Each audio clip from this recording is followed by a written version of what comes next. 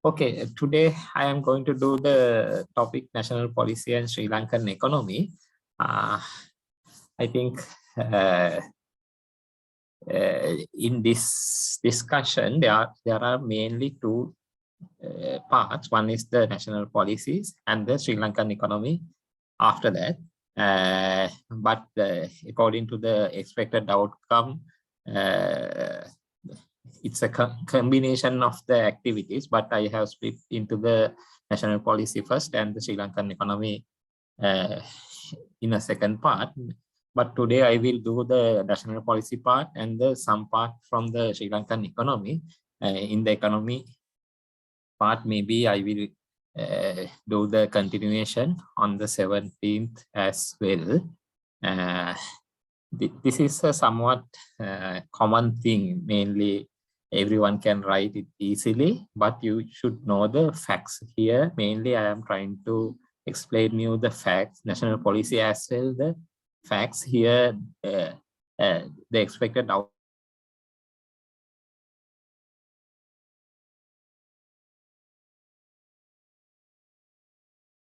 Government economic policy, fiscal policy, what is growth and development of an economy, balance of payment, inflation, education, employment, unemployment, social harmony, peace initiatives, war and terrorism, major constraints in resolution, money by developed countries. All the things belongs to the economic part.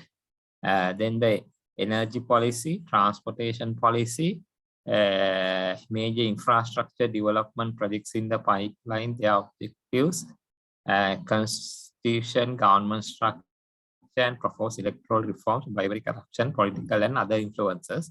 We'll try to do mainly the policy part today and part of the Sri Lankan economy, and we'll do the we'll continue on 17th the other parts.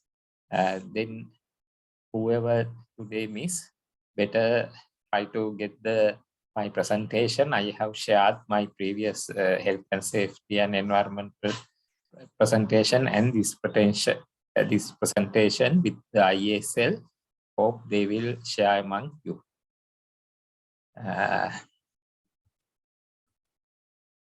Sorry. What are the national framework? I think this is defined under our policy planning ministry. There are key policy elements.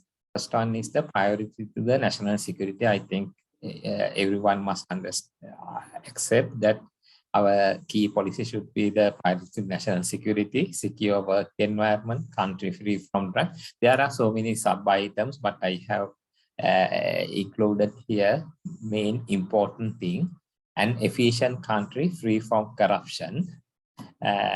You can imagine whether these things are achieved or not. That's the different aspect. I am just explaining the policy framework. Then normally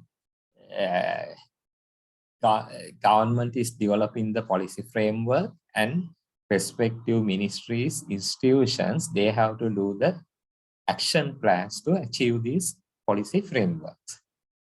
Then an efficient governance mechanism, defeating corruption, state enterprise management policy under the free from corruption, friendly, non-aligned foreign policy, new constitution that fulfills the people's wishes, productive citizenry, and vibrant human resource, people-centric economic development, macroeconomic targets, new tax policies, cost of living, export crops. These economic policies we will discuss under my later part of the discussion. Then technology-based society, that's the most important thing identified in the national policy framework. Global innovation hub, IT entrepreneurship, citizen-centric digital government, development of physical resources, sustainable environmental management, lands, industries, waste management, biodiversity, settlements and cities, environmental education, discipline, law-abiding, and value-based society. Those are the 10 key policy. This is called the National Policy Framework. There are 10 key policies aimed at achieving the fourfold outcome of productivity, productive citizenry, a contented family, a disciplined and just society, and a prosperous nation.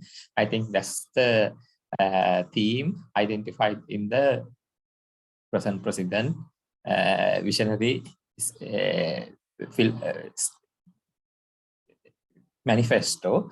Based on that manifesto, Policy Planning Ministry has developed these 10 key policies under National Policy Framework. Our main issue is depend on the government to government, our policies are changing. That's the main bottleneck or the hindrance that our country had having the issues in previously. At present also same way. I think when I explain the national energy policy and the transportation policy, you can think what is this? At least we are having some policy, but whether we manage to achieve it or not, you can imagine. Okay. Then the key sector policies, those are the main policy framework. Then based on that key policies, every sector, that means education sector, they have developed their own policies, but when you look at the national energy policy and the national transportation policy, those policies were developed than the statements. That's the main difference between these sectors and other places. Sir, is this Vistas of Prosperity and Splendor framework? Yeah, this is just a manifesto. This is not a normally whatever the government during the elections, they are providing a manifesto. Based on the manifestos, respective policy planning, normally once the every government provide their manifesto, based on that, they are developing the policy frameworks. Normally country does not consider these political manifestos as the policy.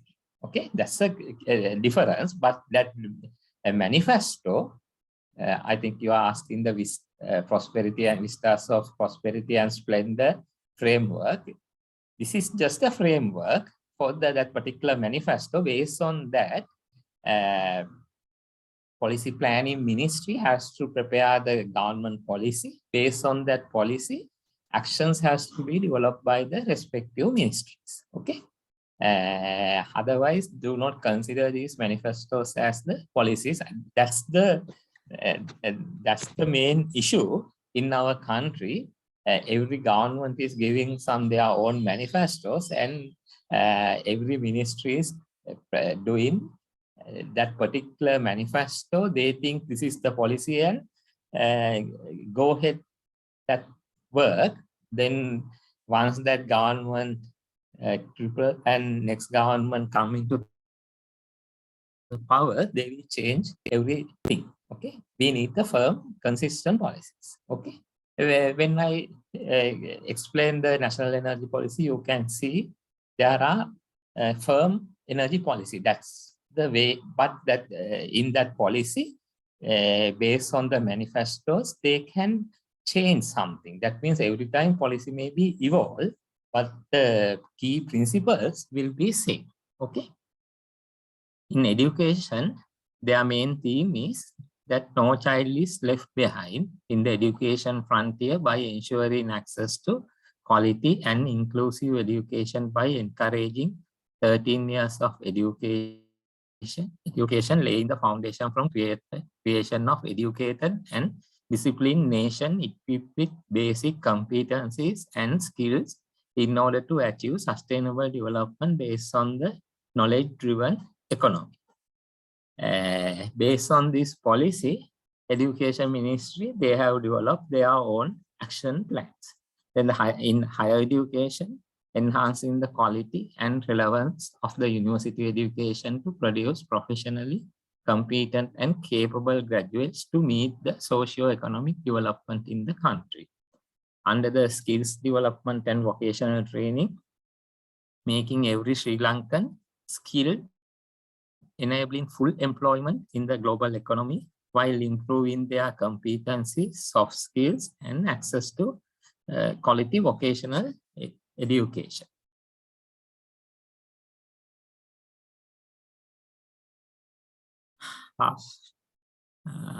Will these policies change as there is new PMO with IMF?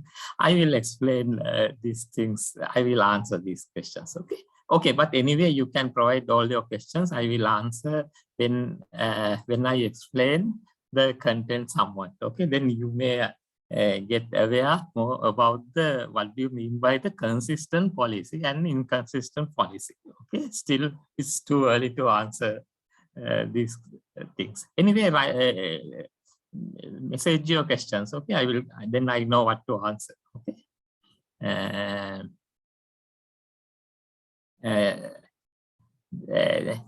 One example I will give it to you under vocational training. I think once they identify this vocational education as a key policy, they introduce this University of Technology, Univotech. Okay, that's the way they try to achieve that policy targets. Previously, we didn't have a university level education. It's not a general BS engineering or whatever the thing. It's like a technical institute, but that was established under the Ministry of Higher Education, and they are giving NVQ levels for the different courses, and that is under Univotech. Okay, that's kind of actions they are taking to achieve that particular policies. But that policy may be under main key national, one of the 10 key national policy framework. Labor, protecting the rights of the workers and achieve healthy industrial relations in this context while enforcing existing laws and regulations. All necessary reforms will be made in the coming years to meet the emerging circumstances and to bring them in line with international best practices. Any perceived impediments and maintaining a good investment climate will be removed. Then health, improving national health service, targeting the healthy nation with necessary institutional and policy reforms, and increase investment on health while recognizing the importance of coexistence of different forms of medicine and participation of private sector in health services. These key policies were identified by the National Planning Department. Okay, that means Policy Planning Department. Then the sports, I'm not going to do everything. I'm not reading everything because this is just for your information, because our main concern on the national energy policy and the transportation policy, I just want to show that each sector government has identified what kind of objective they want to achieve. Okay, but these objectives should be consistent objective. Our concern is whenever new president, new minister, or new prime minister comes, these policies are changing, because these are not these are just statements in the ministries, and there are actions. Those actions take every time. Actions can be changed, but the key framework should be same. But majority of these sector policies, these framework has not been developed. That's the main issue.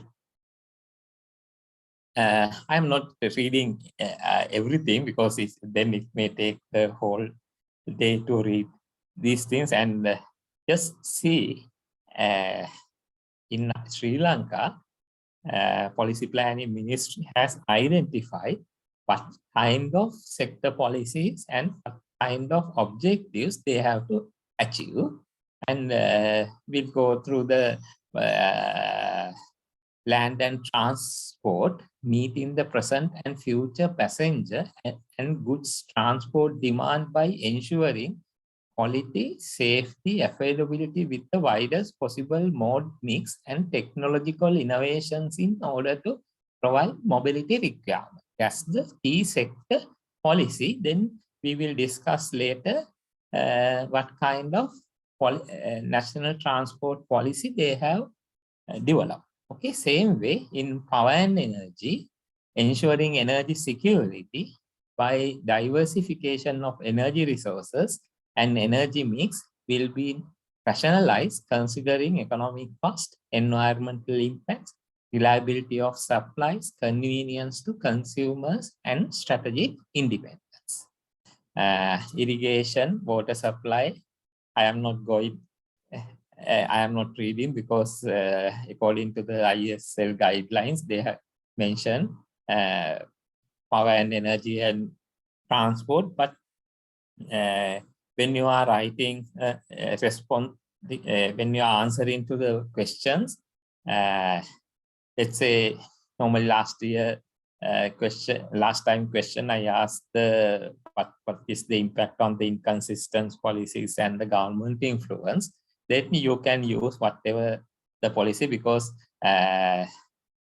no need to highlight specifically the transportation policy or the national energy policy, because I know there are civil engineers, there are other sector engineers, then they may know about their field than the energy policy or the transportation policy. But since ISL has mentioned these two policies to give some awareness, I am trying to explain it, but I don't know, because there may be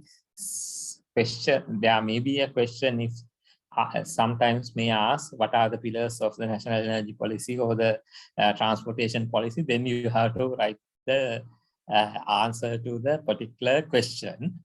If it's a generalized question, you can use maybe the fertilizer case, what maybe the irrigation or whatever the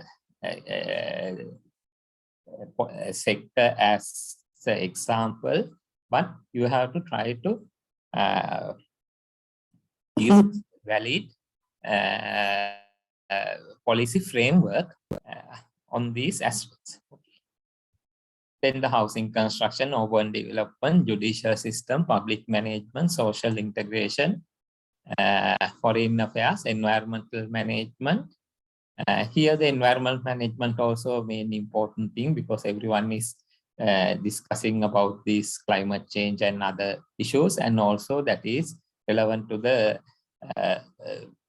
transportation sector as well as the energy sector as well, facilitating a robust economic growth through required investment while taking measures to ensure the quality of environment leading to sustainable development. Green development is the key word of environmental policy, which embraces a pollution-free environment and toxin-free food habit. That's the key sector policy identified under environment management.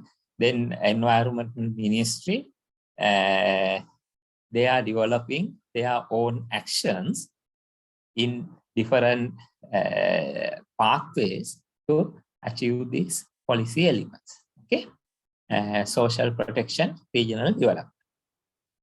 Okay, then first we'll try to do the national energy policy. I am not going through the whole national energy policy.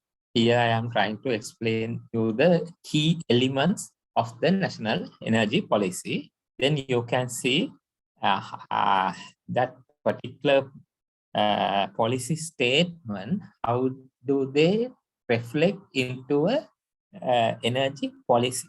normally once that the policy is prepared, that should be gazetted. That's the main important thing. This was gazetted in 2019 August 9 under some reference number. That means this is a government energy policy. That means national energy policy. This energy policy means not only the power sector, it's reflect the whole energy sector. Okay, this that's why this is that's why I told when you compare with the other sectors, energy sector having some firm, consistent policy document. But when I explain one by one, you can see whether government is keeping that consistent, that means developing that infrastructure, whether in line with this national energy policy or not. Okay, at least energy sector having a firm policy document. Then let's say if something deviation from the policy, then there, let's say then some person or the institution or the organization can put a court case. That means they can make a court case that indicating that government is deviating from the national energy policy. This is a legal document. Okay, and this policy spells out ways and means of steering the energy sector in transition to power the nation and its social market economy, aiming at higher levels of stability, security, affordability, and sustainability with the least environmental burden, and provide fertile ground for all public and private enterprises, firms, and institutions to flourish in a future where energy will not be constrained. Okay. See, this is developed in 2019, but today everyone is waiting for the fuel. Okay. That's why I just want to explain these are in the documents, but now almost 3 years now, still government could not follow the correct actions to achieve these objectives. We'll see one by one these objectives. The primary objective of the energy policy is to ensure energy security through supplies that are cleaner, secure, economical, and reliable, to provide convenient, affordable energy services to support socially equitable development of Sri Lanka. That means energy supplies through a cleaner, secure, economical, and reliable to provide convenient, affordable energy service. The national energy policy is thus founded on 10 pillars rooted in the broad areas impacting the society, economy, and the environment in an efficient to counterbalance the forces through enhanced equity, security, and sustainability respectively. There are so many good words in the this national energy policy, but you can compare whether these actions are in line with the present situation. Okay, assuring energy security, that's the first thing. Primary and secondary energy supplies of the country will be secured to ensure continuity, adequacy, and reliability. Okay. I have not explained more. You can just think with the present situation. Okay, because then here I am not asking anything to memorize and write during the exam, but at least you should go through the notes. Then you know what are the facts you have to write down in the exam.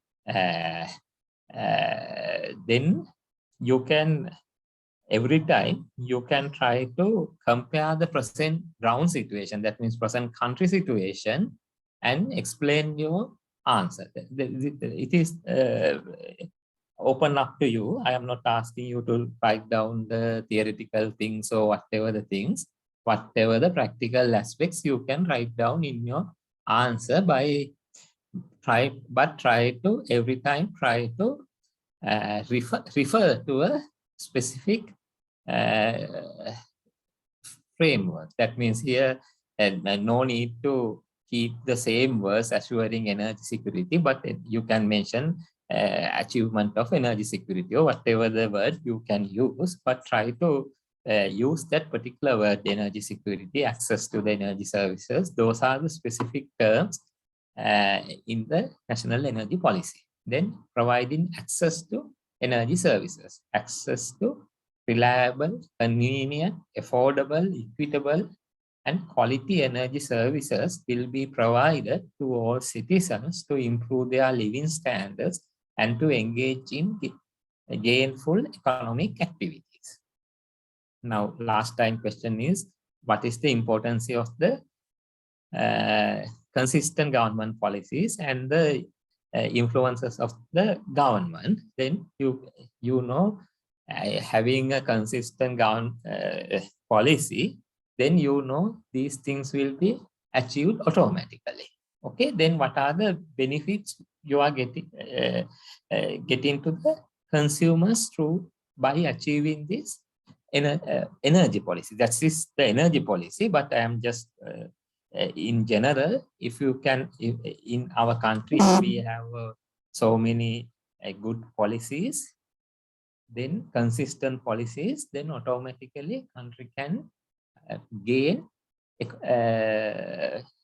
economic activities in smoother manner, providing energy services at the optimum cost to the national economy. Energy services will be provided at the optimum long-term cost to lower the burden on the national economy and to achieve competitiveness of locally produced goods and services in the international markets. That's the most important thing. Let's say now our garment industry mainly thrives because our labor cost and the energy cost is cheaper than the competitive countries. But at presently, that may not be the real case. Our energy cost will be very high. Our labor cost will be also very high. Then automatically, our competitive countries like Bangladesh, Vietnam, they are getting more orders than the Sri Lankan companies. Okay.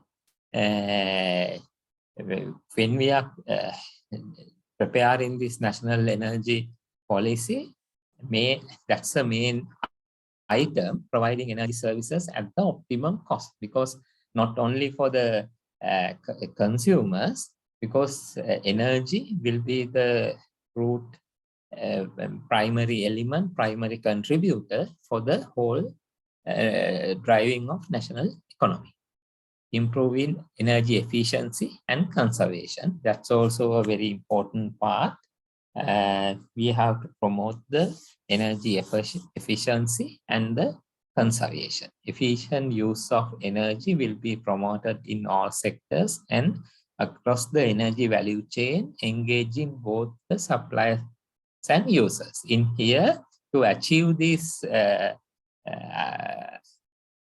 item, that means energy efficiency and conservation, there will be so many actions, like promoting now in the power sector, promoting LED lights, then promoting star rating of the equipment, then energy efficient motors, likewise. Then also the transportation sector, promoting electricity vehicles, then converting transport sector to the electricity driven train services, maybe the electricity driven vehicles, that kind of thing we can see. Enhancing self-reliance, indigenous energy sources will be developed to the optimum levels to minimize dependence on imported resources, subject to resolving technical, economic, environmental, and social constraints with the objective of minimizing the vulnerability of energy supplies to external situations. Then caring for the environment, that's the most important thing. And under energy policy also, one pillar is the caring for the environment, but that details we have to refer with the environmental ministry policies. Okay? A meaningful contribution to climate change will be made by maintaining the low carbon intensity of the Sri Lankan energy sector. Adverse environmental and social impacts of energy services will be minimized to care for the global and local environment aspects. Okay. Then enhancing the share of renewable energy. Indigenous renewable energy resources will be developed to the optimum level to attain sustainability and higher degree of resilience in the energy sector. Now this item number 7 and item number 5 is interlinked. That means enhancing self-reliance means we are promoting to develop the indigenous resources and to give the specific emphasis on the renewable energy sector development, there is a one pillar identified as the enhancing the share of renewable energy. Here, don't think only the power sector, also in the energy sector also. That means this mana basin gas exploration and other things under this pillar.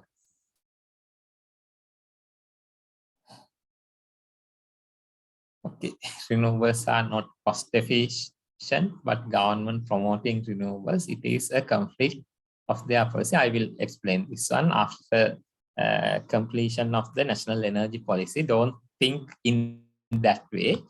Cost is one thing.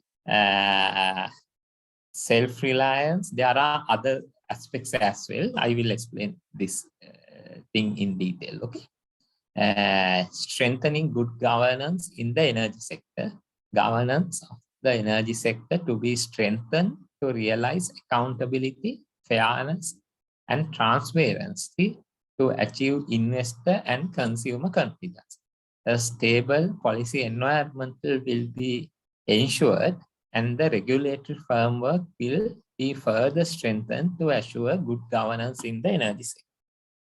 I think that's the main thing lacking here. Under item number 8, strengthening the good governance means definitely transparency should be there. To achieve the transparency, we should have these pricing formulas.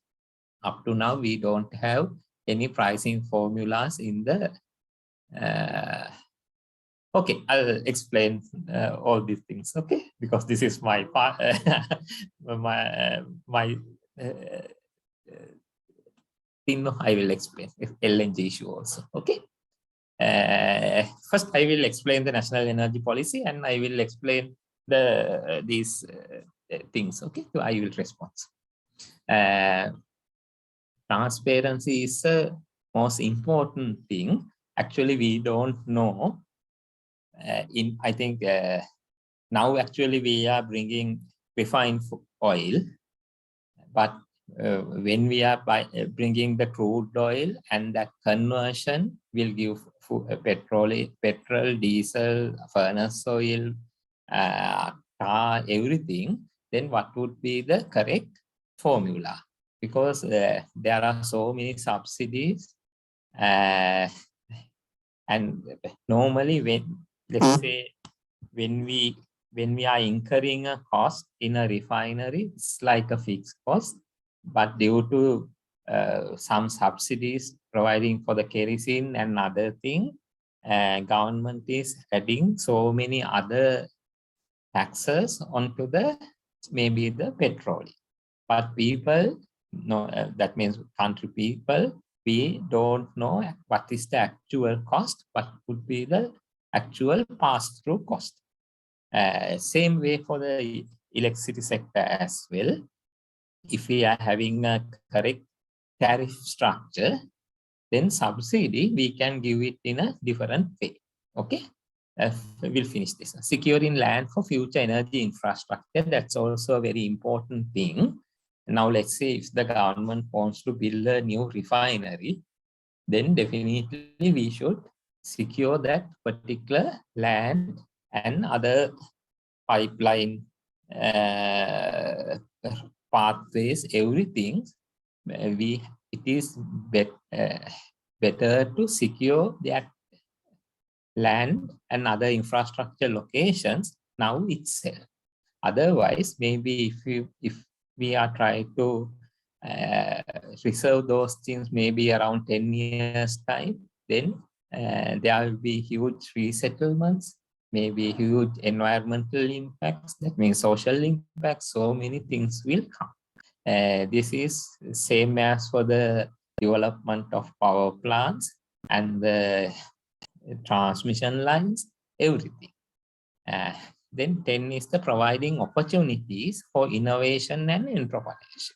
That's also identified as a one pillar, opportunities for the innovation and the entrepreneurship. That means local entrepreneurship must be enhanced through the energy sector. Here you can see the 10 pillars. There are 4 pillars under energy security, 3 pillars under energy sustainability, 3 pillars under energy equity. We'll see what do you mean by these terms. Energy security, what are the things? Third one is providing energy services at optimum cost to the national economy.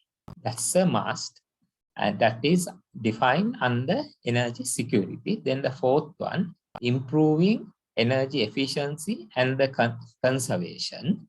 Then the number 5 is enhancing self-reliance.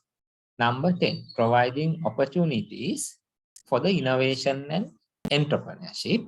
Then under energy sustainability, number 6, caring for the environment, enhancing the share of renewable energy, strengthening good governance in the energy sector, for the sustainable to have the sustainable energy sector.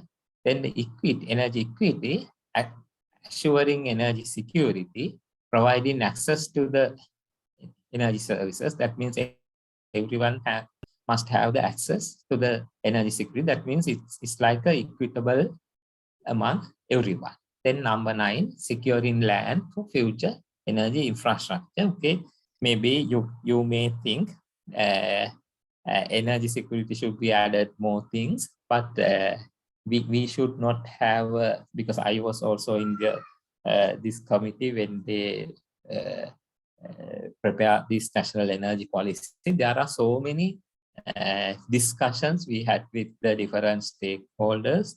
Then initially we have developed so many pillars. Then we thought it's better to have, we should limit the number of pillars, then try to incorporate actions.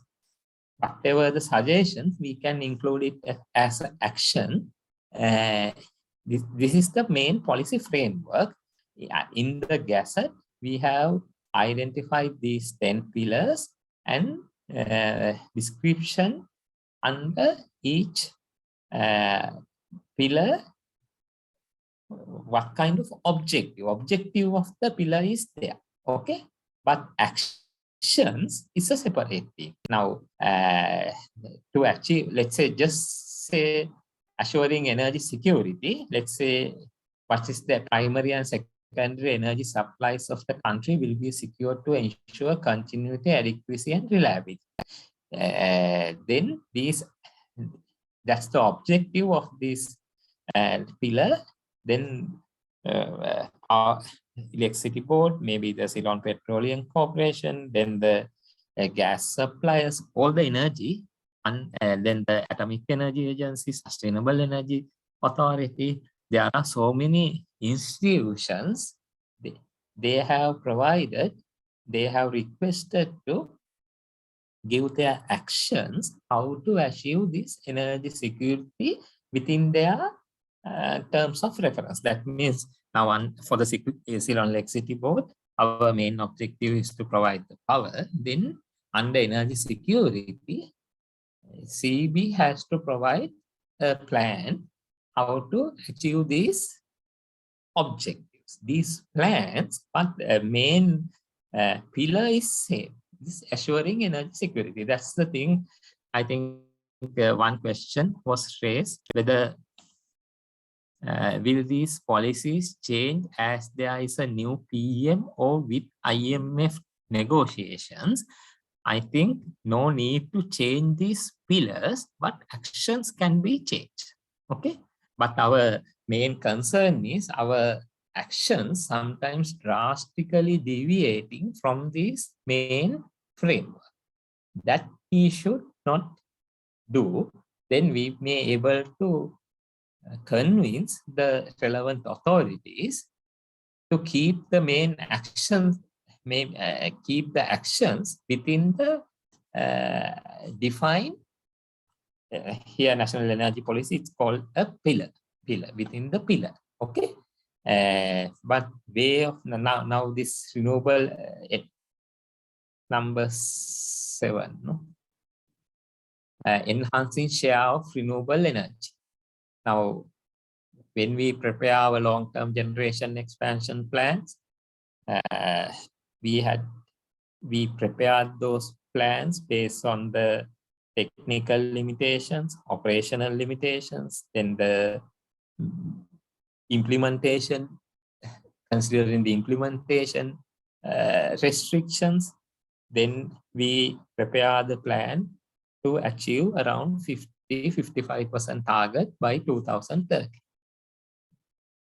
To achieve this, considering this number 7 energy policy pillar, enhancing the share of renewable energy. But once we submit that plan to the Public Utility Commission and the government, they suddenly change their value for the 70%. But they mention this 70% as a policy value without looking at other technical constraints, whether it's a practicably achievable or not.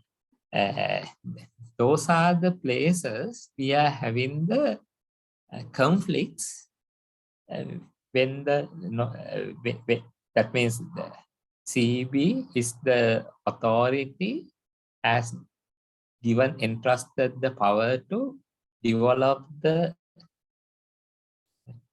power network, looking at technical implications, then the operational implications, also the environmental implications, everything. Then we submitted our plan with the 55%, now 70%. Then as soon as this kind of conflict arose, then there will be a lot of time consuming, dragging these concerns. Ultimately, up to now, I think almost now 2 years, more than 2 years, still we don't have a firm decision on how to develop the 70% in physical manner. In physical manner means on ground, because to achieve the 70%, we may need huge infrastructure for the solar development as well as the transmission network development. Then government or the country has to find out those investments. Now previously, and also under item 10 is mentioned providing opportunities for innovation and entrepreneurship. Because if let's say if you want to develop a huge solar parks, maybe 100 megawatt, 50 megawatt, maybe 500 megawatt solar park, definitely investments from international investors. Then most of these projects will they request tariff using the dollar tariff. But let's say if we develop 1 megawatt, 10 megawatt, maybe small scale development, majority of these investment by the local companies, then we can go with the LKR terms. Those are the things we have. And other thing is, if when we go for a big mass scale solar parks, definitely we can get the economics of scale and we may able to get the lower tariff, but definitely those will open to the foreign investments. Then there will be issues to a local entrepreneurs because their cost of production may be higher than the mass scale solar parks. That's why we should have some mix, because I am not telling we should not develop solar. It should be a combination of mix. Another thing is the LNG issue. And LNG issue here, why we need the LNG, that's the other main thing. LNG is to secure the energy security. Energy security means primary and secondary energy supplies of the country will be secured to ensure continuity, adequacy, and reliability. Now, let's say in our power sector, we are presently depend on the coal and the furnace oil or diesel. That means thermal oil power plants. If we can switch into another fossil fuel option, that will give a positive mix to our power sector. By considering those aspects as well as another, this one pillar is caring for the environment. I think everyone knows coal emits CO2, sulfur, SOx, NOx, and when we are producing power through the furnace oil or the diesel power plants, those power plants also emit the SOx, NOx, these particulate emissions, and that kind of environment pollutants. To reduce that one, better option is we should go for a different cleaner fuel source, and we identified LNG will be considered as the cleaner option. Since now we are having the coal and thermal oil based power plants, we thought, okay, we will go for another new option, LNG. Then for the LNG power plants, we need the LNG supply. That means actually not the LNG power plants, it's the natural gas power plants. LNG means liquefied natural gas. We normally that liquid fraction process only for the transportation purposes. After that, regasified this LNG into the natural gas, and natural gas will be delivered to the power plants to generate power. And also Mana Basin, in Sri Lanka, Mana Basin, they identified some natural gas resources. Then we thought, okay, to promote the indigenous resources by considering number 5, enhancing self-reliance, to promote the indigenous resources as Mana Basin natural gas. If we have a sufficient number of power plant capacity which could operate using the natural gas, then we can facilitate that indigenous resources as well as LNG for our energy security option. But one question is asking, renewables are not cost efficient, but government promoting renewables, it is a conflict of their policy. That's the thing I try to explain. Don't look at only one pillar. Okay, maybe one pillar we are telling optimum cost or the economical cost. Maybe sometimes you may think, okay, solar cost may be higher than the thermal oil or coal power plant cost. But when you consider the other aspect, environmental aspects, enhancing self-reliance aspect, then definitely we have to promote renewable energy as well. Now, let's say if we have at presently, now we are having more than 400 megawatt of domestic solar, around 250 megawatt of wind, then around 400 megawatt of mini hydros. Then there are some biomass power plants. Those are the main renewable energy power plants, in addition to the major hydros that contributes energy and the capacity to the power plants. Let's say if we don't have these 400 megawatt solar power plants at present, during daytime, we have to cater that megawatt or the energy through some thermal backup. Then definitely there will be a more cost to the nation, since now, let's say now we are getting a furnace diesel at around 300 rupees. Normally this power plant can produce around 5 units per liter. Then just think about 300 rupees per liter, and if we can produce 5 units, then unit cost will be more than 60 rupees. This only energy cost will be 60 rupees. There are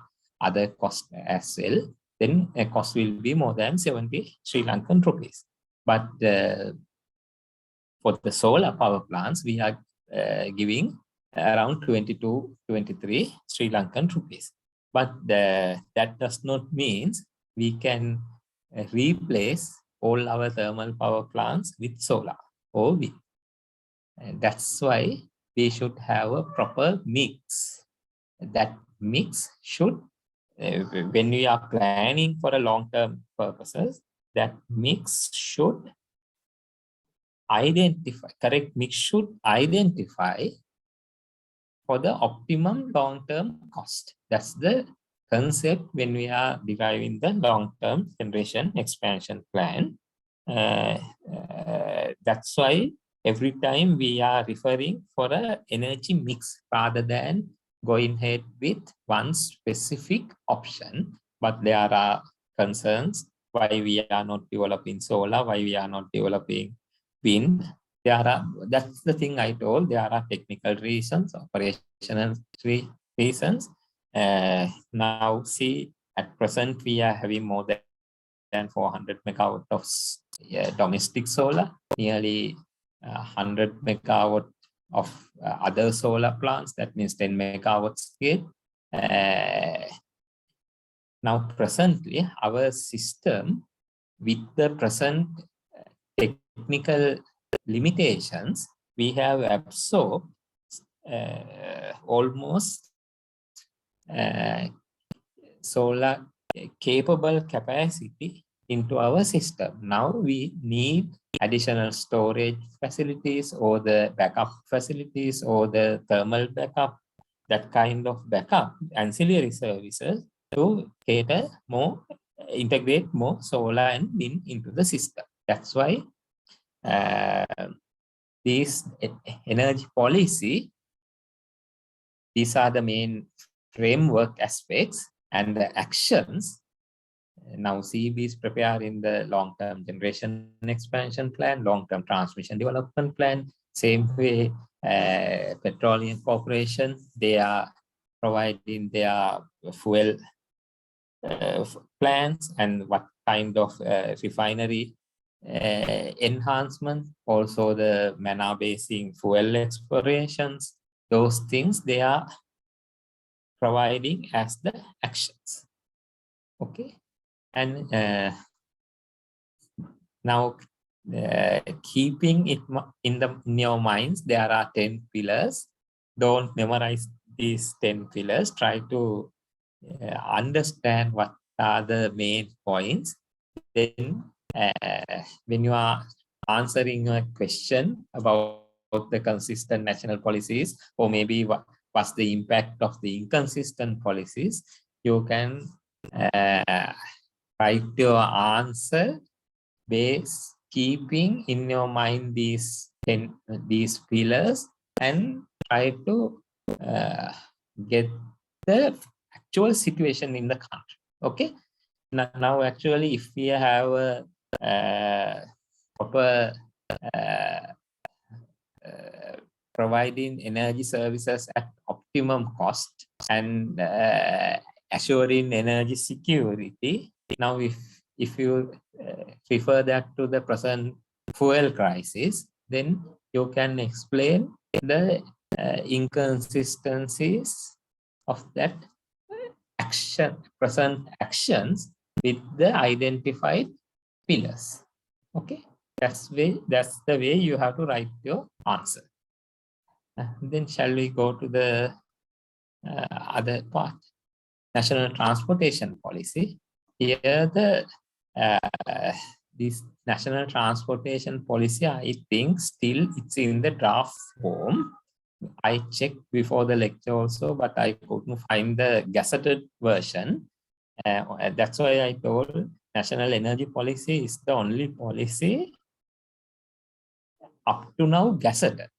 This national transportation policy also developed in a better manner, but up to now, I think it's not gazetted. Okay.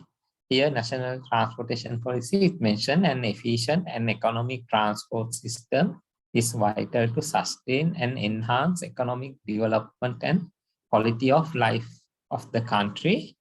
The transport sector contributes to the economic development in Sri Lanka in different manners, such as networking the relationship between consumers and producers, improving the performance by reducing cost and time of traveling, increasing reliability, and improving the productivity by increasing access to diverse group of inputs and broader markets to our objective. The policy, every policy there should be an objective.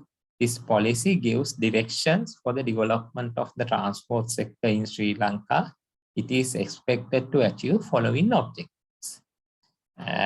First one is to demonstrate the need of transport infrastructure and services to be efficient and be in line with the development goals of the national, provincial, and rural level in Sri Lanka. That's a must. Whatever the policy objective, that should encourage the development of other goals in line with the particular policy. Okay. Provide necessary guidance to stakeholders in transportation sector to improve transport system to achieve strategic objectives and priorities of the government. Extracting gas or crude oil may impose huge negative impact on marine environment if there's any government firms conducted. Okay, I'll explain this one first after finishing this part. Okay, provide necessary guidance to guide on the necessary investment priorities for achieving the expected outcomes in the transportation sector and achieve global trends in development targets.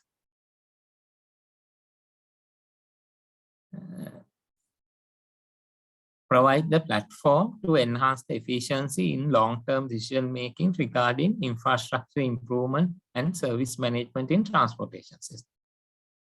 There's one question asking, if a policy is not gazetted, what is the implication? If the policy is not gazetted, it's just a draft stage. Okay, particular institutions under that ministry or under that sector can follow the objectives, but it's not the mandatory or the legal thing. Let's say if it's gazetted, it's like a legal document. Then whatever the other organization, let's say if we want to do, now just I will explain the other question as well. There is a question regarding manner.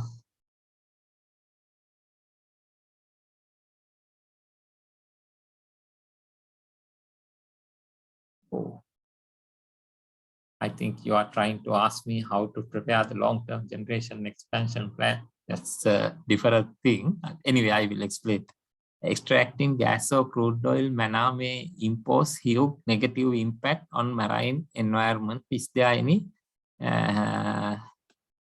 government firms conducted EIA? I think there is a separate organization, PRDS, Petroleum Development Secretary, Petroleum Resources Development Secretariat.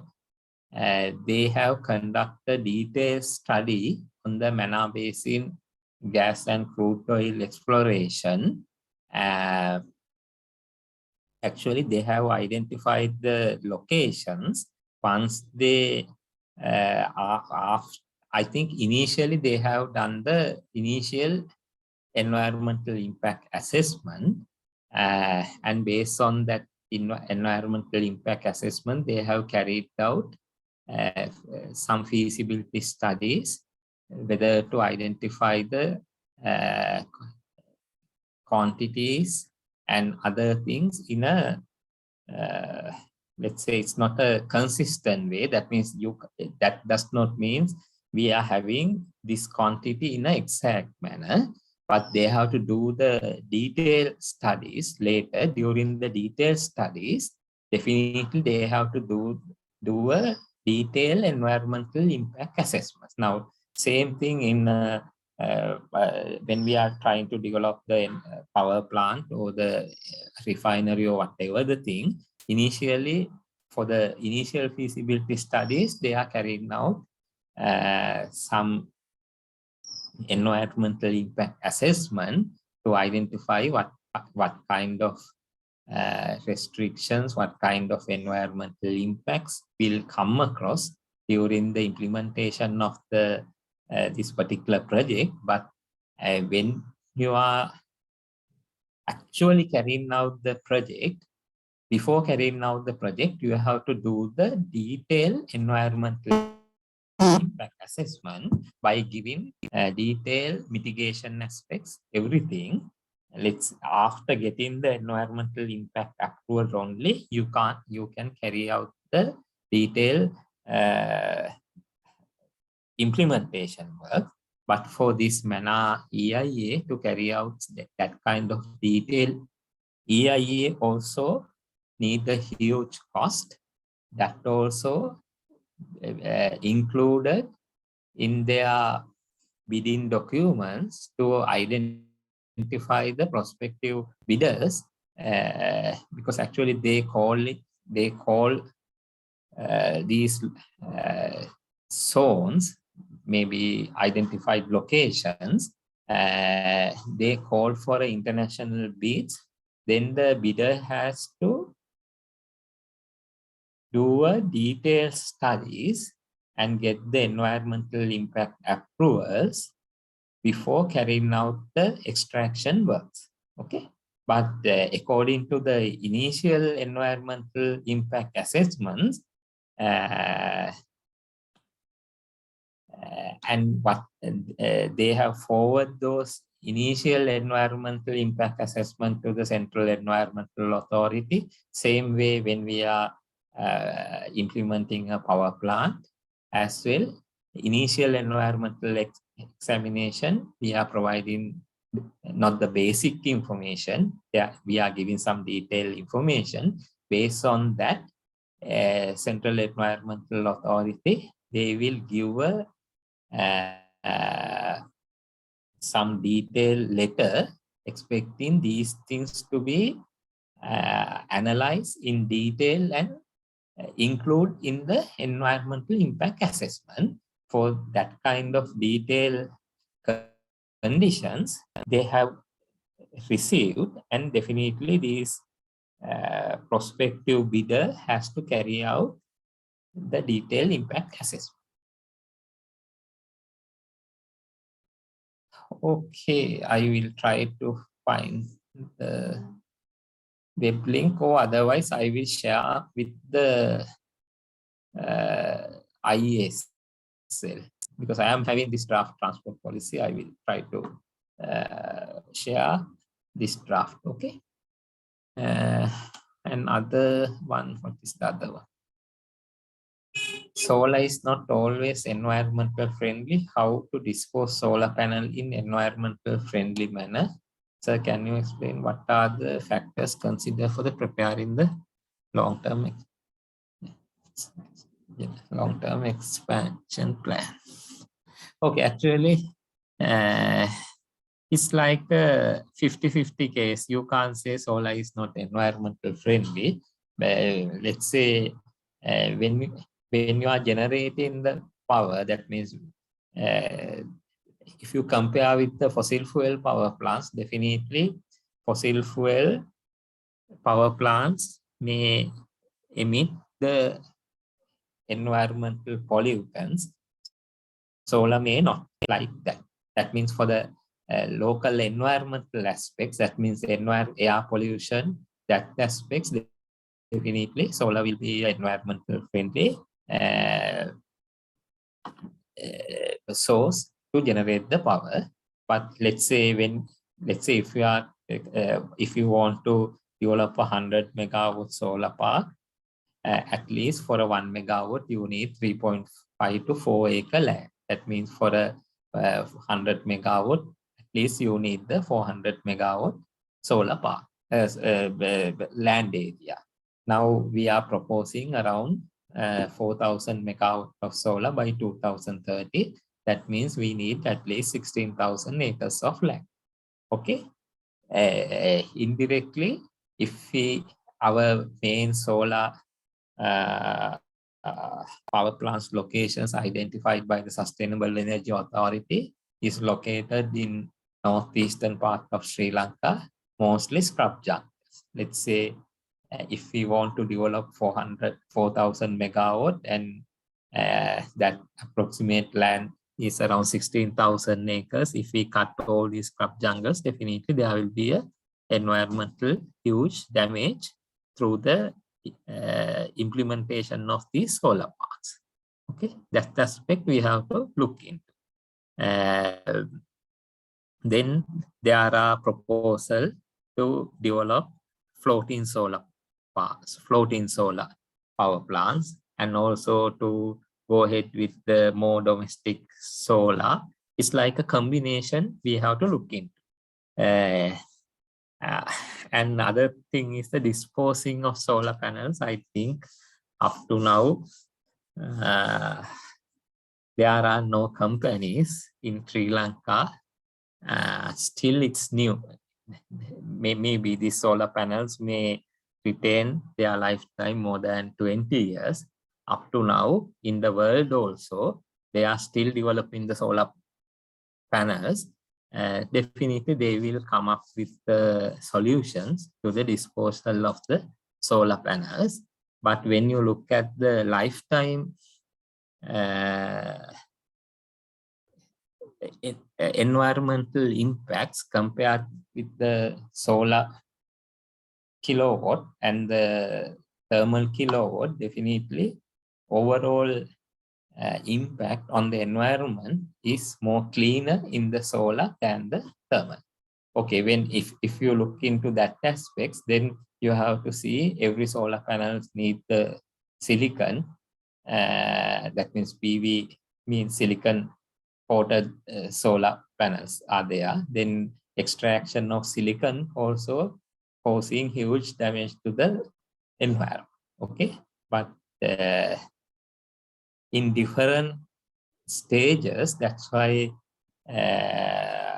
every time when we are implementing a power plant, whether it's solar or coal or the LNG, we have to get the relevant environmental clearances for that particular power plants. Let's say now for the wind power plants, main environmental issue in the manner was to impact to the birds' migratory route. Okay, for that we had our Central Environmental Authority.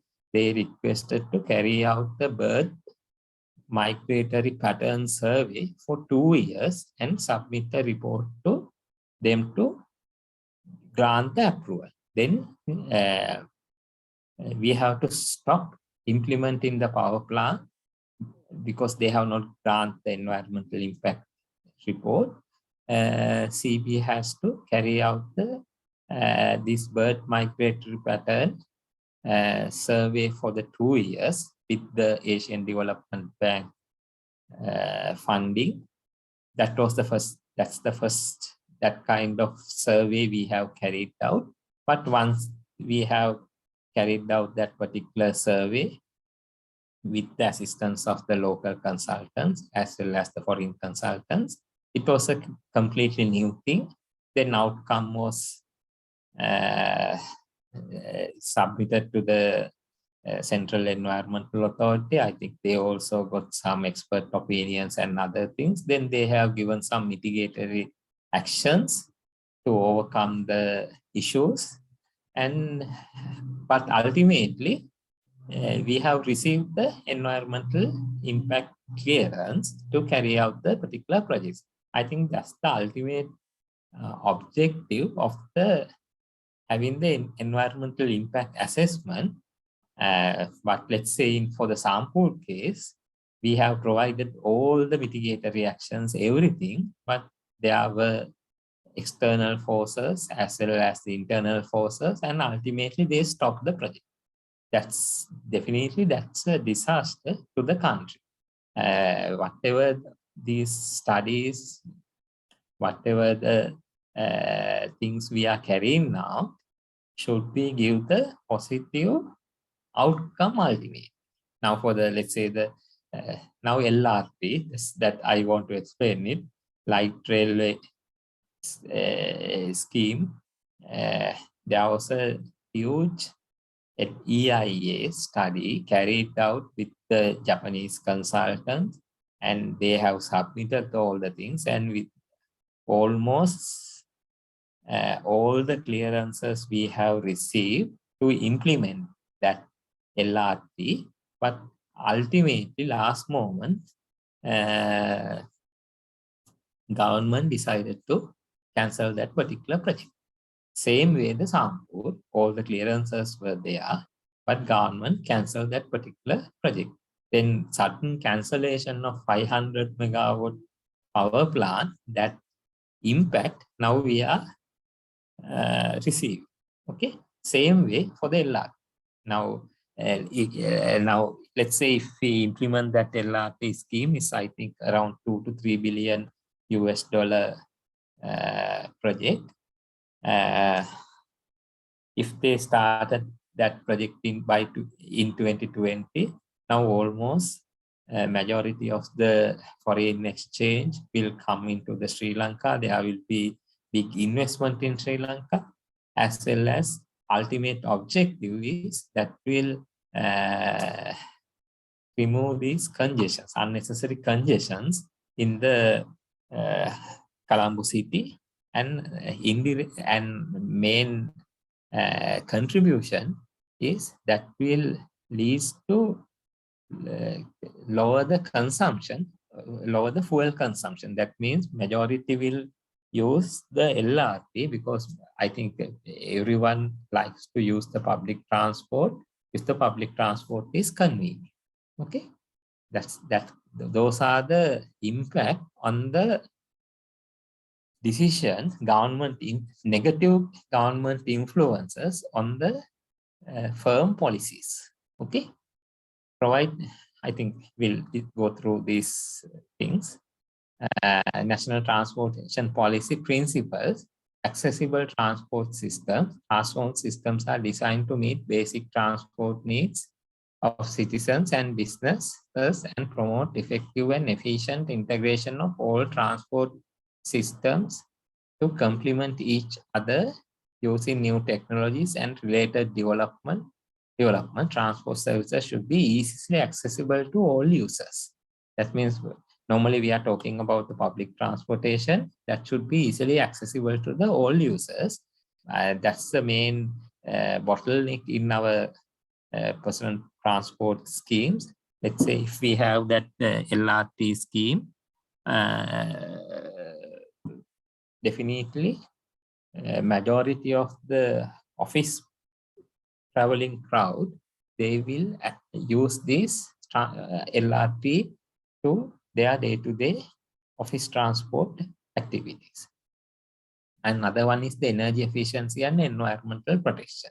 All modes of transportation should be guided towards an efficient and cost-saving energy policy. Transport services to be provided in sustainable manner with minimum environmental disruption. I think based on that, government initially promote these electric vehicles. They request private people to install the charging stations as well. Then suddenly they have increased the tax on electricity vehicle. Then that motivation to buy the electricity driven cars were reduced. Okay, that's also the negative impact by the government. Increase safety and security, transport services to be safe, comfortable, and reliable, provide safe environment for women, children, elderly, and differently able people in designing the transport infrastructure. I think in our transport sector, it is very much lacking. That means differently able people, elderly and differently able people, because now in our bus, we don't have a facility to take a wheelchair in a train services. But if you go for the developed countries, maybe Japan, German, these European countries, there are access to differently able people also.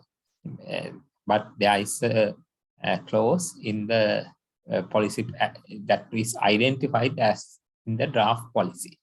Positive contribution to the economy, improve the efficiency and quality of transport services at a reasonable cost that would adequately meet existing and potential demand for the movement of passengers and goods that would support economic and social development.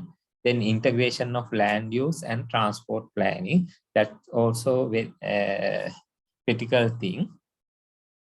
Same as the energy policy, securing the land. Okay, here also very much important. Just think about this Homagama Makumbura multimodal transport facility to develop that kind of thing. And we transport ministry, definitely they need around 10 to 15 acres of land. And now to secure that kind of land in future will be a very huge, difficult task. And now if we can identify what will be our critical locations and preserve this land, that would be a very important thing. And also other thing is the land use. Now government is, now just an example I am telling. Now government has built the Mattala airport, but we didn't have a expressway to link the Mattala airport when they open the Mattala airport. Okay, because of that, there will be a huge constraint of using the Mattala airport. But let's say with the Hambantota port also. But they had a plan to extend the southern highway to the Hambantota via Mattala. That's true. But when they opened the Mattala airport and the Hambantota port, they didn't have the relevant infrastructure. Without that infrastructure, you may not expect to develop the port or the airport, because definitely people now Colombo, our Katunayake airport also, we had this expressway maybe in late 2000, but since it was the only airport and maybe access through other transport mode easily, that was not a big issue. But let's say if you want to go to Mattala through a normal route, I think to go to your country is easier than going to the Mattala. That means to go to the Europe may need at least around 10 hours. But if you want to travel from Colombo to Mattala through the normal path, or let's say person in Anuradhapura to travel to Mattala, pass crossing all the Sri Lanka, that may take more than 8 to 10 hours. Then it's not a convenient location to promote that particular airport. Not only passengers, but the airport or the port, they are developing for the cargo handling also. Then road infrastructure is a must. That should be addressed in the transportation policy, integration of land use in and transport planning. That's let's say if the government wants to develop all these industrial zones, then everyone expects these highway access, easy highway access to these industrial zones. Those things we have to plan. But those things were identified in the draft policy, transport policy as well. Okay. Then the policy goals, then you had the objectives, principles, and the goal. Promote the efficient movement of people and goods in order to support sustainable economic development. Promote social inclusion to allow equitable access to all. Provide safe transport system that minimizes damages, injuries, and loss of lives. Protect the environment, sustainability, and improve health. This sustainable environmental development is a must. Whatever policy we are developing, that should be in line with the Sri Lankan environmental policies. Okay. Here I use the National Transportation Policy and the Energy Policy as an example, but if it's a general question, you can use whatever your scheme or whatever your field policies, there is no issue. But if it's a specific question, anyway, you have to write the specific answer. Okay. Is there anything to clarify on further on these national policies? Anyway, just go through these slides and maybe you can answer, because only thing we can ask is to whether the what is the importance of the consistent policies or the government influences on the policies, or the maybe the what would be the impact of the policy inconsistencies, maybe whatever the way. Common thing is the country should have the consistent policy. Okay, that's a must. Then shall we start the other part? Do you have any questions regarding this policy? I think I have answered all the things except one thing.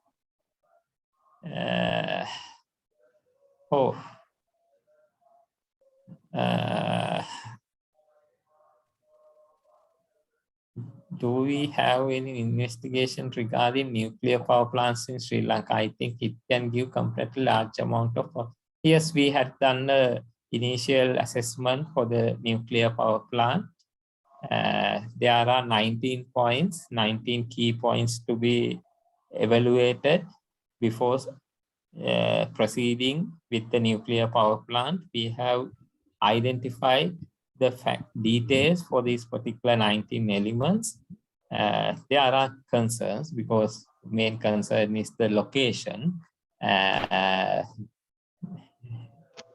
We don't have very good locations in our country, mainly because of our population density. But there are,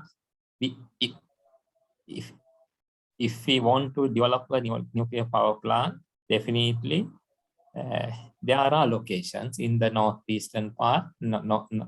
It's like northeastern, maybe the somewhat Jala, Panama, Batiklo, that area.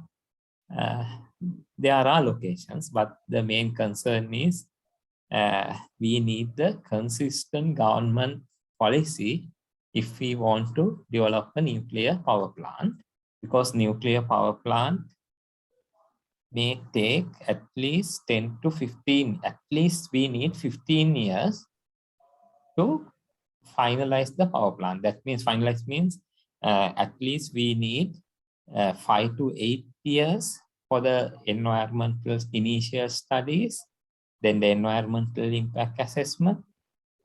Once for the construction, at least we need more than 6 years. That means it's better, country like Sri Lanka, we have to keep at least 15-year lead time. Then throughout this 15-year lead time, we should have a consistent government policy once we take the initial confirmation from the government. That's the most unlikely thing we can expect from country like Sri Lanka. Now, Sampur was cancelled at the almost bidding stage. LRT was cancelled almost at the bidding stage. Then you can see if we do all the things for the nuclear power plants, and if that cancel, there will be a huge economical cost. And for the nuclear power plant initial studies, that will cost a huge amount. Normally nuclear power plants, definitely we have to go with some investor. They are doing the work. Then these investors definitely need the very firm government commitments. Okay, but cost-wise, it's very economical. If we can go, that's the best solution for the at least beyond 2040. Can't we start the Sampur coal plant now? Yes, still we can, but we need the firm government commitment, because in 2015, I think 2016, it was cancelled. We got the firm government policy commitment, and all the bidding documents, I think, let's say, I can't remember the exact date. Let's say Monday, we are planning to call for the bid for the Sampur power plants. Friday evening, they canceled the project. Okay. That's the way Sri Lanka works. Same way for the LRT. Okay. Not only for the power sector.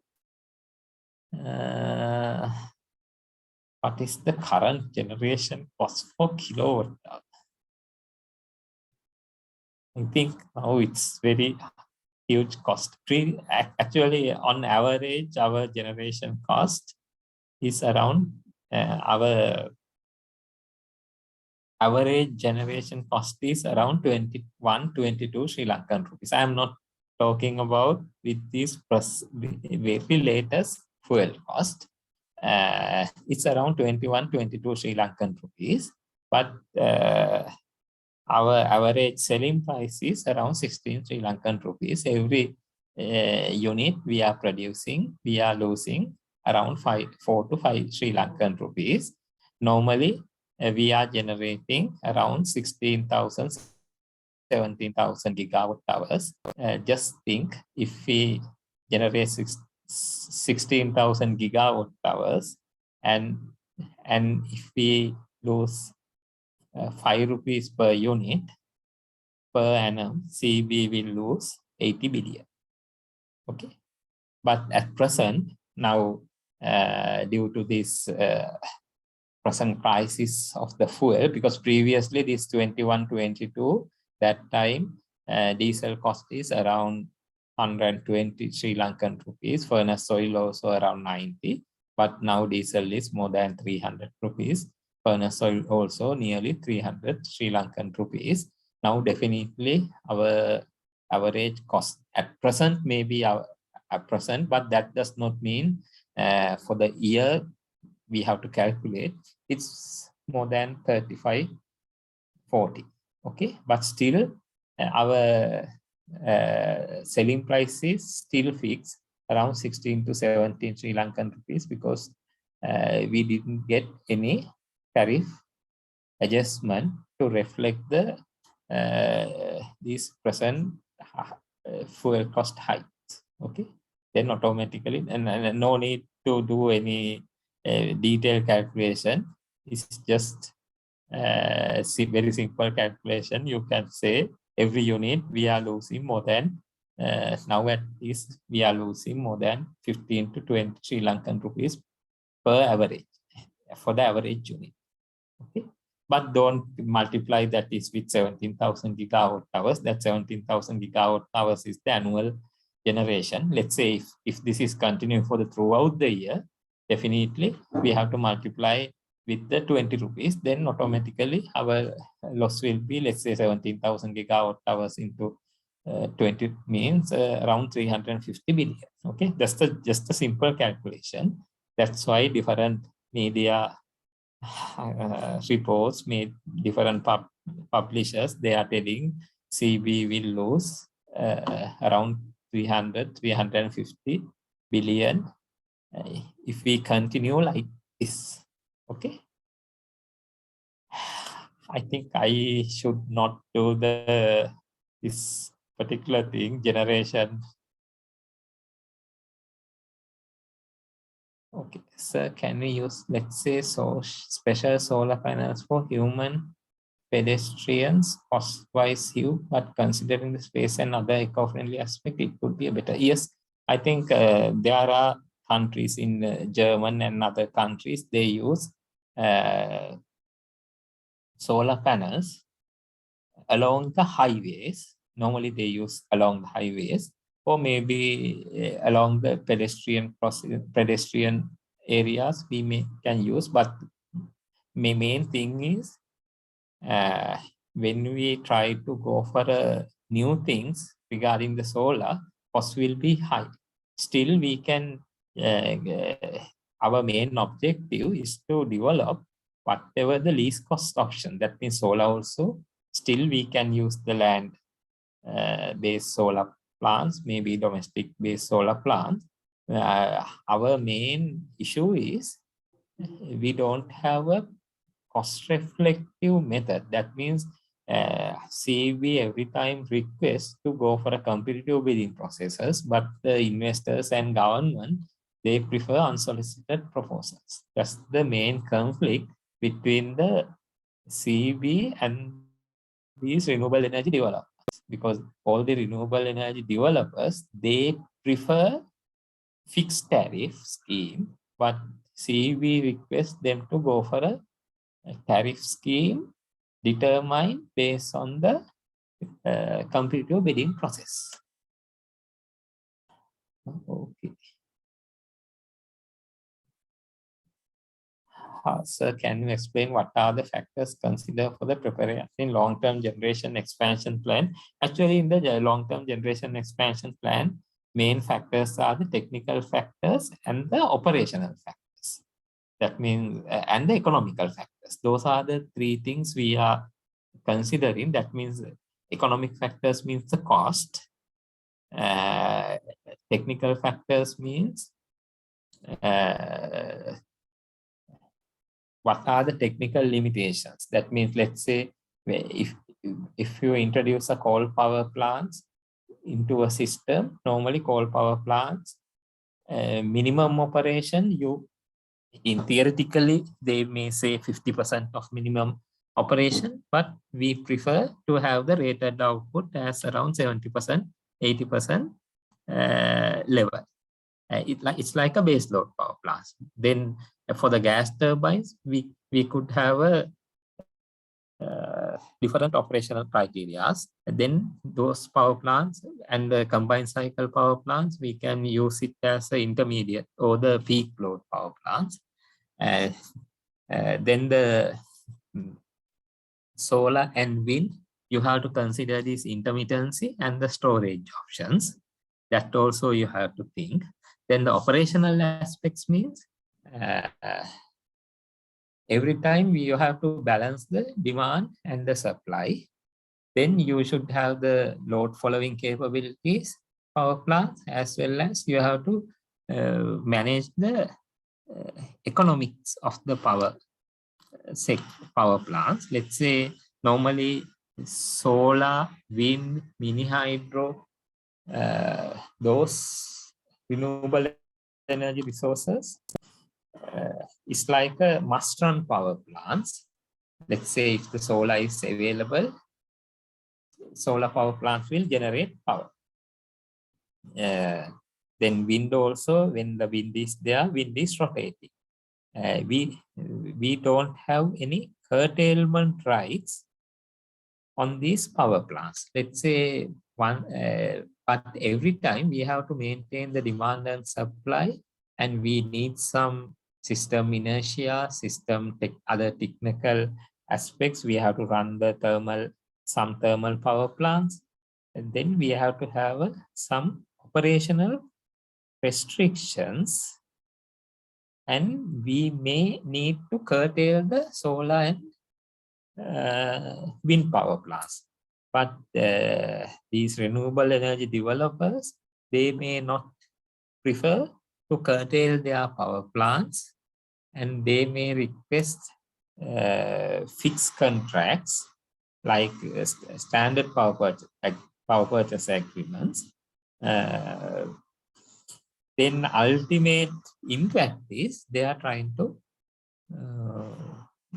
stop the thermal power plants development, because they knew that if CB or some IPP power plant using thermal may impact on their renewable energy dispatch, and maybe if we have a better mix with wind, solar, and thermal, they may think if they can stop all these thermal power developments, then majority of the load profile can cater through these wind and solar power plants with the battery. Then ultimately cost will be high. Those are the aspects we have to think when we are preparing the long-term power generation plan. But the issue is when we submit these long-term generation plans to the approval agencies, they have some different ideas. Some says only solar we can run the system. Some people say only wind we can run the system. Then there will be inconsistencies and conflicts. Then ultimately those things will drag. Even though there is an wait. There are so many questions. Wait.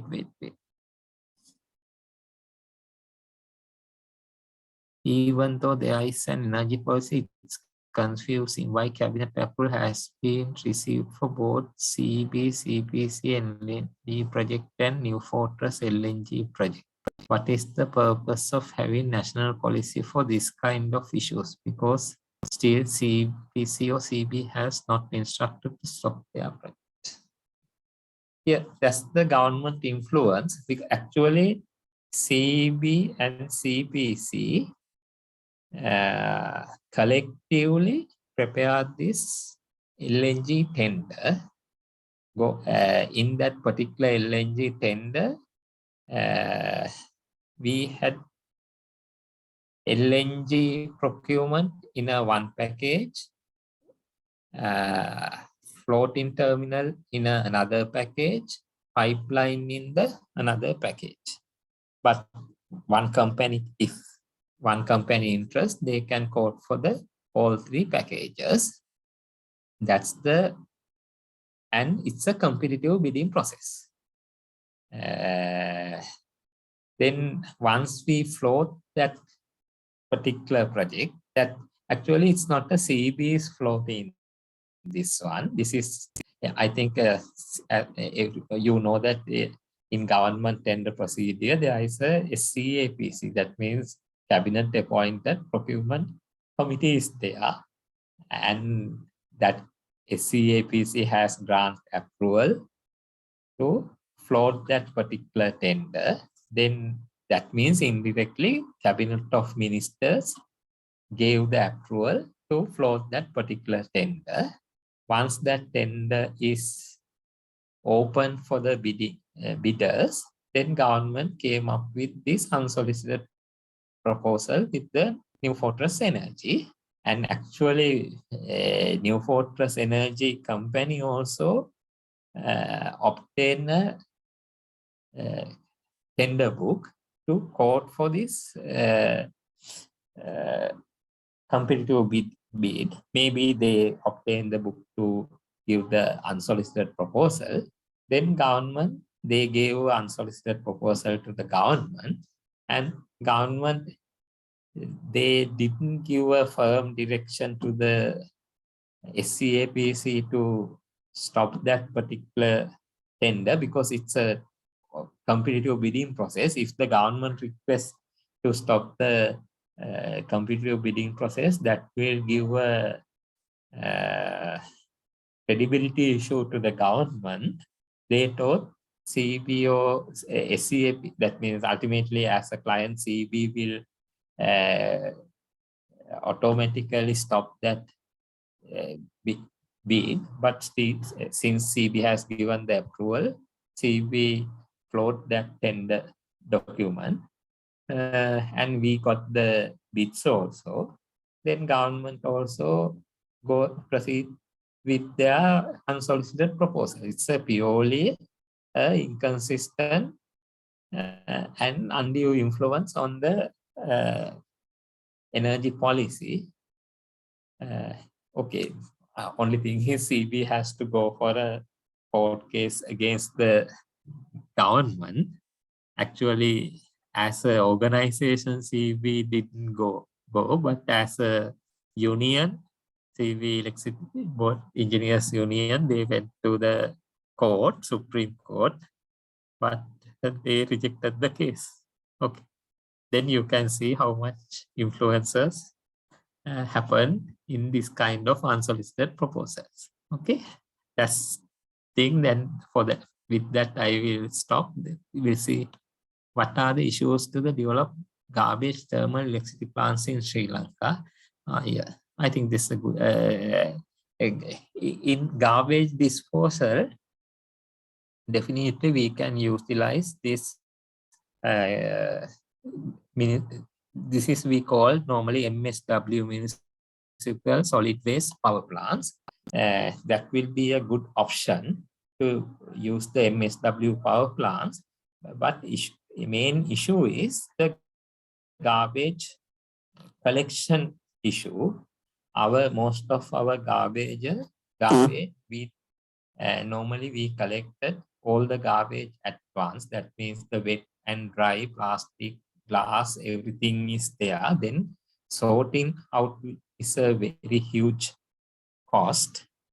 That's one restriction. But now let's say if we can overcome that particular restriction, now most of the municipal councils, they are collecting the garbage in two methods. One is the food in one day and other things in another day.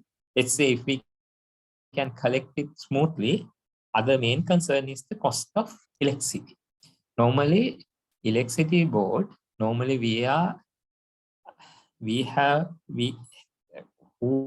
whoever develop these power plants, ultimately they have to sign the power purchase agreement with the Ceylon Electricity Board. Then we have to sign the agreement with a tariff. Let's say this particular garbage municipal solid waste power plant at Kerala, they have signed the power purchase agreement, I think approximately around 37 Sri Lankan rupees.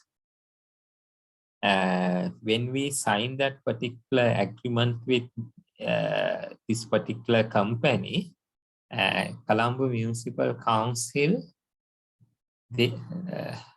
I can't remember whether Colombo Municipal Council or the that particular ministry, they agreed to provide CB the additional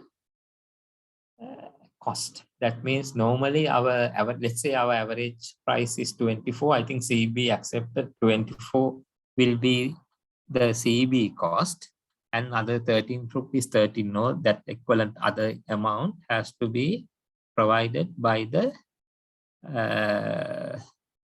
local government ministry. But ultimately, those amounts may not refund to the CEB. Those will be in the books. Ultimately, that cost also has to be borne by the CEB. That's the major bottleneck in developing the municipal solid waste power plants. That would be a good technical option to burn the municipal solid waste, but there should be a government policy on how to apportion the cost of power and the cost of waste, that dumping these waste. That means otherwise government has to use different solid waste management techniques. Then that balance amount should be reimbursed to the CEB or the ministries. But in our case is all the things are under treasury. Only they are telling, okay, maybe these costs will be in a book values. That's the problem. If we want, wait, I will go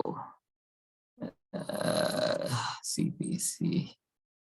What are the issues? Okay, if we want to replace coal power plant with solar power plant, intermittent. If we want to replace coal power plant with solar power plant, example 100 megawatt coal power plant, what is the required capacity of solar? Yeah, normally let's say solar power plant factor is around 17%. Coal power plant factor is around 80%, let's say 85%. Then at least you need the 5 times capacity to give the equivalent energy. Okay, that means 100 megawatt coal power plant to replace with solar equivalent energy wise, you need at least 500 megawatt. But when you look at the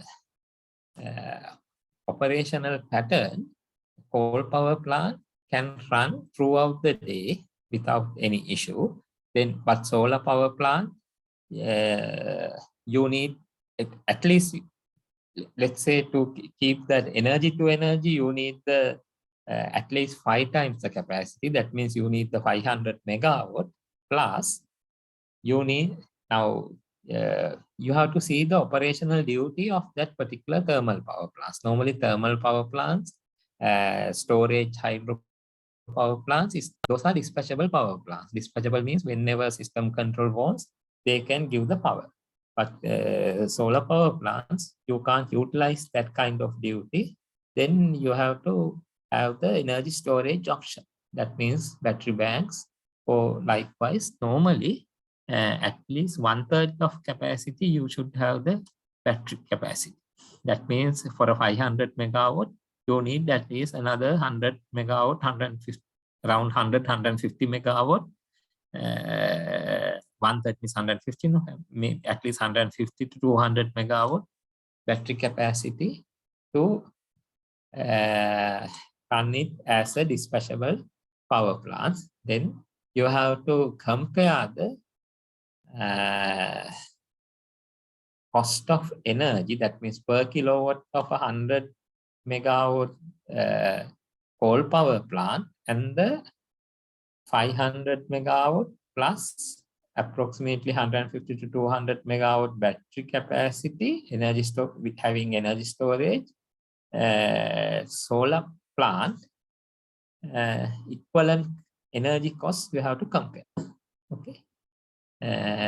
I think that's not the way to compare the replacement of coal power plant. Okay, because these are two different principles. But that I told, if you want to compare, at least you have to think about that operational pattern as well. Okay, and the dispatchability. That's the main thing. Can we get this lecture recording? I think you have to get it from the IESL, okay? Wave energy. I think wave energy is a different subject. Here, please keep it in mind, in Sri Lanka, according to the law, all the renewable energy resources belongs to the Sustainable Energy Authority, okay, not to the Ceylon Electricity. Ceylon Electricity Board, our mandate is to provide power to the people, and we have to develop generating options. When we want to develop the generating options, renewable energy is a one option. Then what kind of renewable energy options we have to develop? That kind of technical studies must be carried out by Sustainable Energy Authority. I think they also having some plan, but at presently, wave energy costs is somewhat higher than the wind and solar. Normally, whatever country, when they try to develop the generating sources, they develop low-cost energy solutions. Now, major hydros, mini hydros, okay, wind, solar. After developing those options, we may have to look into the other options as well. There are proposals for wave energy pilot projects, not a big scale, maybe 10 megawatt, 5 megawatt scale. Unit cost is more than 40-50 rupees that time. Okay. What are the policy restrictions to implement low-cost transportation mode? A possible sea, air, or land to boost our country economy. Actually, those are the things we have to discuss in detail in the forums. Mainly the investment, that means that's the other thing. And up to now, we don't have private sector participation in the transportation scheme except these private buses. We have to definitely we have to get the private sector participation. Now in power sector, we have a good scheme. That means for a small scale, we had a standard power purchase agreement. Now we are having more than 300 megawatt mini hydros, 400 megawatt of domestic solar, and 10 megawatt scale solar parks. I think that was developed in 1997. Now it's a matured scheme. We call it as independent power producers. In transportation sector, we didn't have that kind of thing except these private schemes. Another main thing is we don't have a very good regulator on the transportation sector, and we have to look into all these aspects, and some entity must call for a tenders. Otherwise, all these unsolicited proposals will come and say, okay, we will develop this Bear Lake transport mode, maybe the Hamilton Lake, that kind of things will come. But to get the competitive price, definitely we should have some competitive bids, and maybe through the competitive bidding process, we should give these developments. That's the must. There is a word limitation of specific amount of word required to answer this. Huh? No, nothing. If you want, you can write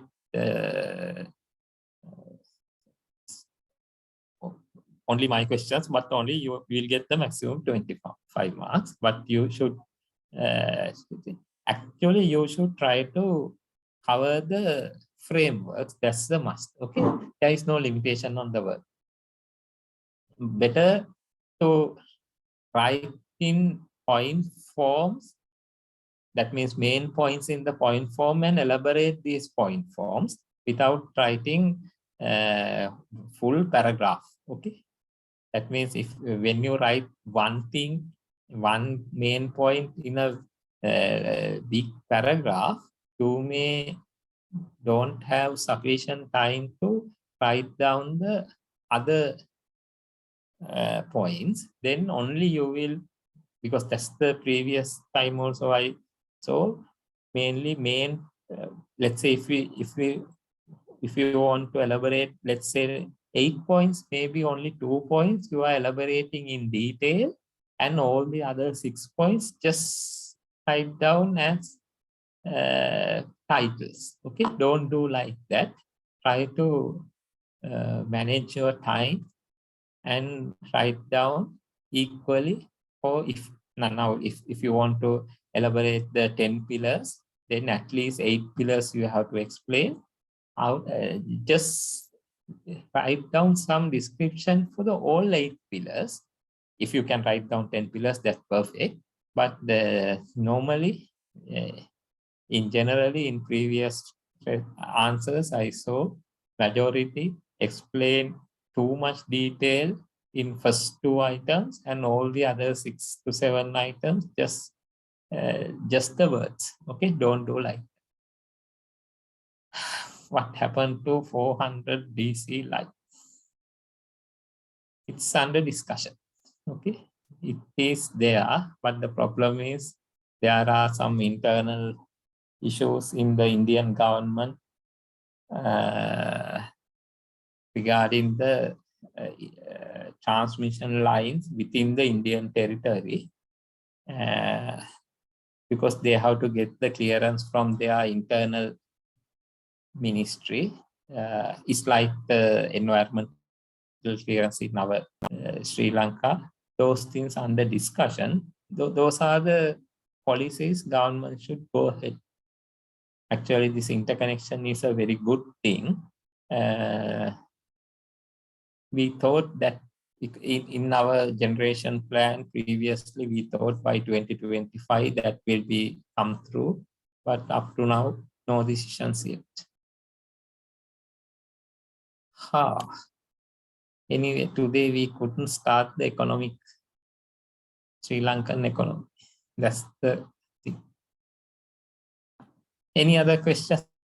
I think you are asking me a lot of questions regarding the generation plan. Maybe you have taken that opportunity. Okay. Anyway, you can write down these policies. At least now you know our national policy on national energy. Maybe you can refer more to the Sri Lankan power sector. And maybe if you can give your answers in a proper way, I think that would be good. Ultimate objective is anyway your question will be have 2 parts. One is from the policy and one is from the national economy. Don't think one question only from the national policy or the national economy. Okay, you have to look into the both parts. Okay, then shall we finish for today? No point of starting the Sri Lankan economy today. We'll do it. Do you have any other questions? Hope I responded to all the questions. You can request ISL to give the recording and also the lecture note in PDF. I have already submitted to the ISL. Okay. Okay. There's one question I have missed. Is forming policies a legal requirement defined in the Constitution, or are they prepared based on the requirement of enthusiastic officers?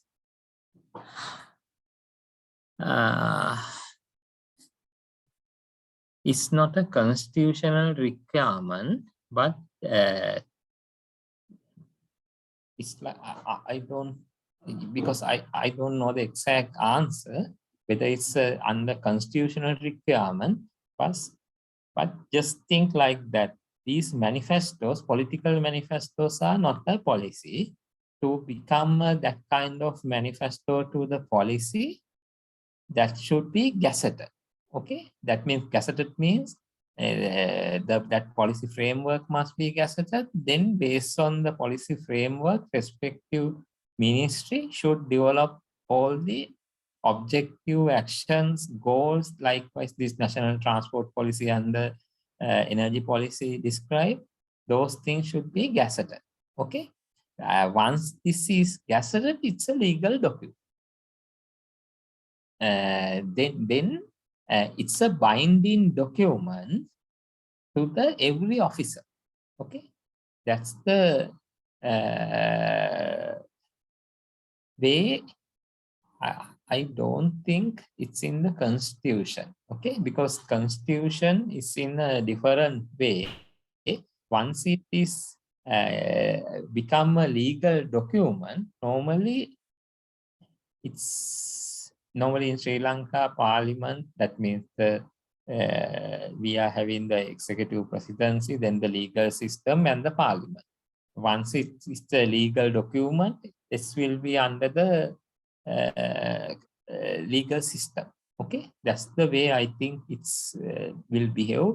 Exactly, I don't know whether it's in the constitution or not. Okay. Answer to write bulletin points, and do we need to explain that points fully? Fully means somewhat detailed. Just don't give a bullet point only. Okay, that's why I am telling. Some bullet points, just 2 to 3 words. That's the issue.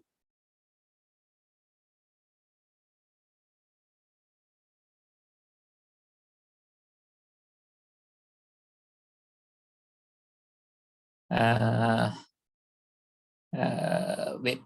There are 2 questions. What is the feasibility of mitigating use of fuel for power generation, and how long will it take approximately? That means, I think your question, you are referring 100% renewable energy sources. I think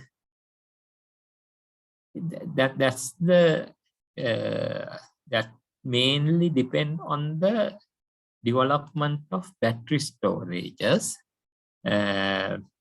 Then at presently, I think if you compare with the 5 years back, maybe around 2015, this solar PV also not a competitive price. Then battery is too much high, but now in 2020, solar PV become a very competitive option. Wind also become a competitive option. Then onshore wind options also become very competitive options.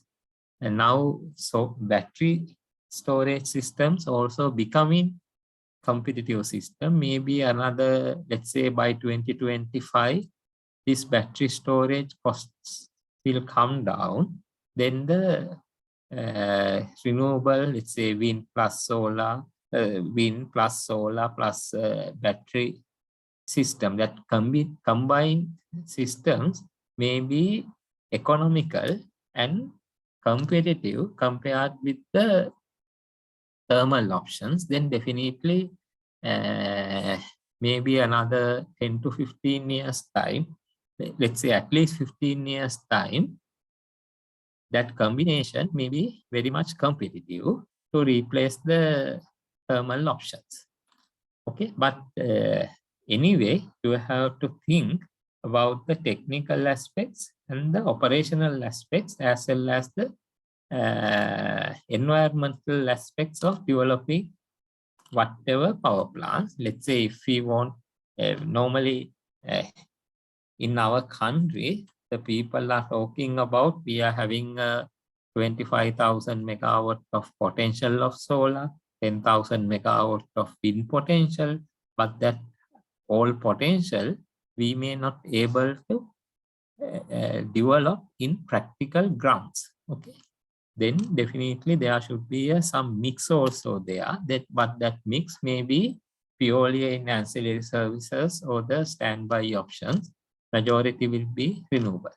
Okay, maybe at least 2050 we may able to look into that kind of system. 2004 after 2040. What is the authorized institute to update energy and transportation policy? Energy policy actually Power and Energy Ministry. Transportation policy also under the Ministry of Transportation. Any other question? Okay, then shall we stop for today and we'll try to do it, continue the Sri Lanka economy on Tuesday. Tuesday 5:30. I think that will be some better event than the better discussion than this one, because the present Sri Lankan crisis and all the things, and that we can understand with the economic terms. Okay, then have a nice day and weekend. Thank you very much. Thank you, sir.